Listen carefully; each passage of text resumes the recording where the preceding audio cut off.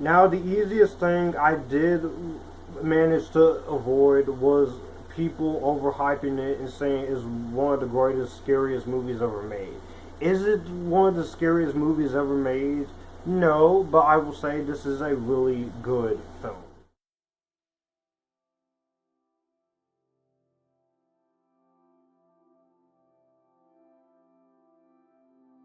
What's up, everyone? Welcome back to the channel. It's Epictastic Joshua. Those of you returning here, if you're the 80.4 who is not subscribed to the channel, welcome.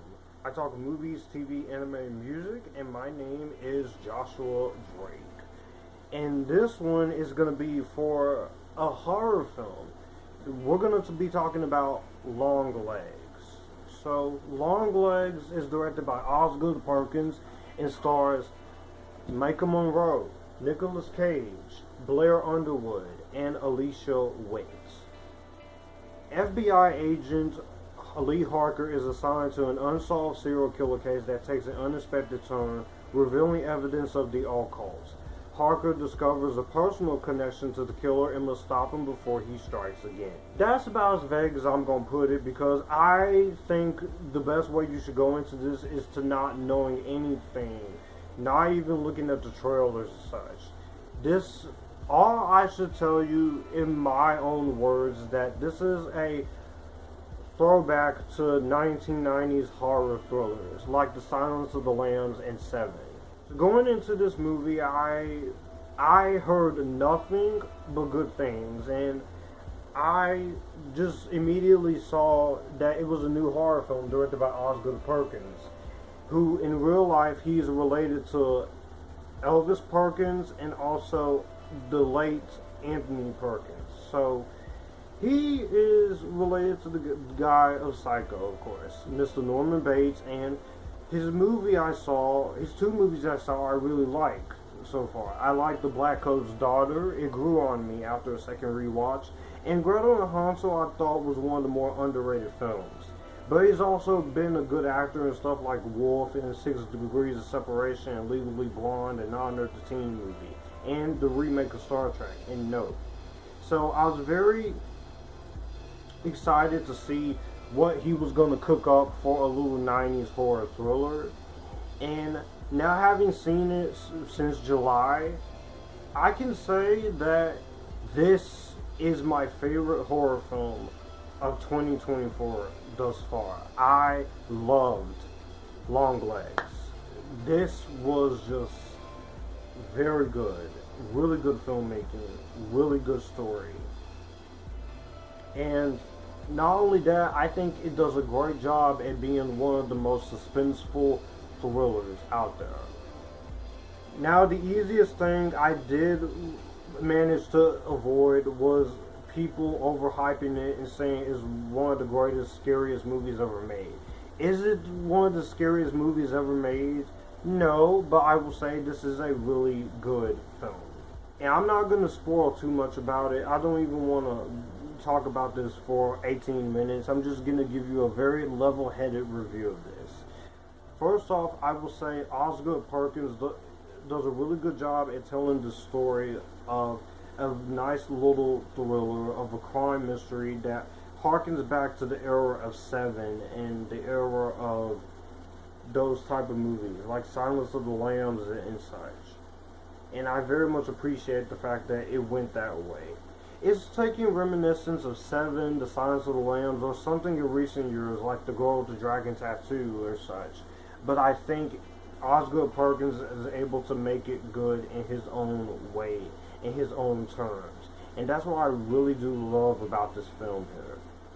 The way that Osgood Perkins is able to take something familiar like a detective thriller and make it his own in a very interesting way, along with something else sinister, is very good. I also really like the cinematography in this movie. It is beautiful, and it's just a very good film here that you definitely get exactly what you get in the cinematography world.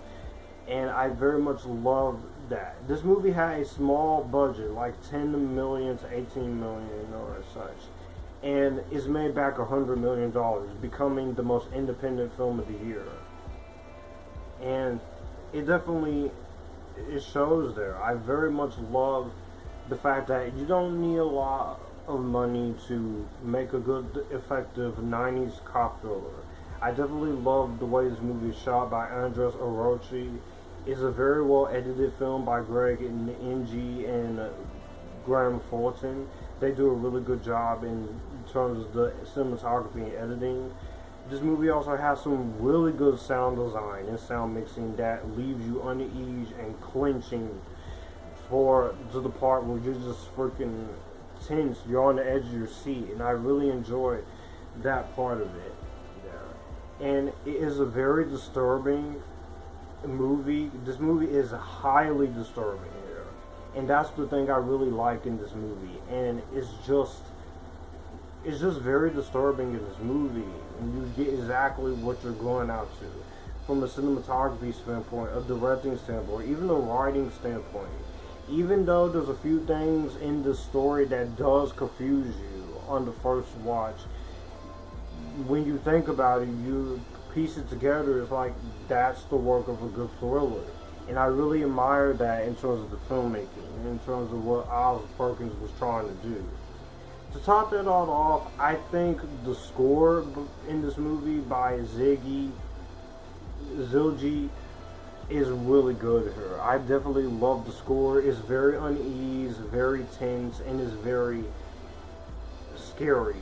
It's very frightening and very uneasy to the eyes and uneasy to the ears. So you definitely get exactly what you're coming here for in terms of that, and I definitely really enjoy that part of the film, and I definitely really enjoy that part of the story. So just the filmmaking is on display, the writing is on display, the story is, and you're just sitting there left uneasy watching this. Like, it does not let you go, and it definitely does. It also has its moments of funniness to it, but even though this is not a very particularly happy movie, but it just gives you an undercurrent of dread and an undercurrent of ease. So I really enjoy that part of the film and enjoy that start of filmmaking. Maika Monroe, which it's just great to see Maika Monroe in another movie again. I thought we would not see her in anything else again. I know she had a few movies that she wasn't happy with, like Independence Day 2 or such, but Maika Monroe, she knows that she's a scream queen, and she definitely is a scream queen, and she's fantastic in here, and she's great. I love her in the things I've seen her in, like Greta and Watcher and The Guest and It Follows, and even in this movie she's fantastic. But not only she's really fantastic, she has to do a character that's very hard to do, which there's a lot under her. I can't really specify what it is that you're saying, but she has to convey a lot in terms of her emotions here, and she does a really good job at it. Nicolas Cage here, no matter what you think of him in his good movies or bad movies or meh, everything, Nicolas Cage just commits. He is a great actor, and he is just a fantastic actor. Even in his worst film ever, he does a really good job. And here is Longlegs, and I'm very happy to see this renaissance that he's getting. He's great in this movie. He is unrecognizable here. I won't spoil his parts, but I will say he does fantastic here. You also got Blair Underwood, who is definitely, is good to see him in another movie again. I feel like it's been a while since we've seen him in as Agent William Carter. And then we have the lovely Alicia Witt, who I know she's a mix between movies like this and a mix of stuff like Hallmark and TV shows, but she's a great actress, and I like her, and she does a good job in this movie. So she does a fantastic job as the crazy mother. Think of it like Carrie. I have Kiernan Shipka in here as well as Carrie Ann, which that is something you'll have to watch the movie to believe. My only real gripes when it comes to this movie is that the ending did leave me questioning itself, But overall, I thought the ending did work for me because it didn't have to say a whole lot or try so hard to say a whole lot.